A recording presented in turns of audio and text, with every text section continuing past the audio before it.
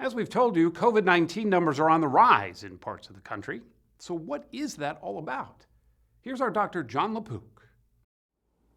Let's talk about face masks. In April, we learned that people with few or no symptoms could shed coronavirus and infect others. That meant we could no longer rely on the simple advice to stay home if you're sick. So health officials advise wearing face masks to prevent people with COVID-19 from spreading it to others. But many have chosen not to wear masks for a variety of reasons, including people not realizing or not caring that they might get infected and be fine, but they could spread the virus to somebody else who could die. And wearing a mask became entwined with politics, rejected by many as an infringement on their rights. Here's the science that explains why wearing a mask is so important. When we cough or sneeze, larger airborne droplets containing virus can travel, usually up to about 6 feet. But we now know that smaller particles can be emitted simply by talking or singing and can go much farther and linger in the air for hours.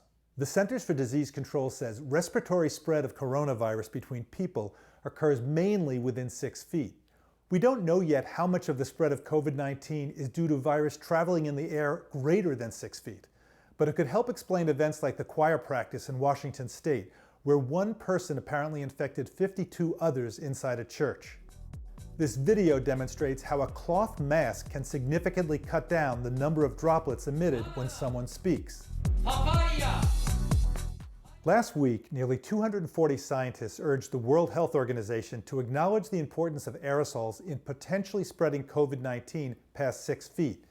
In response, for the first time, the WHO acknowledged evidence emerging of airborne spread of the novel coronavirus, especially in crowded, closed, poorly ventilated settings.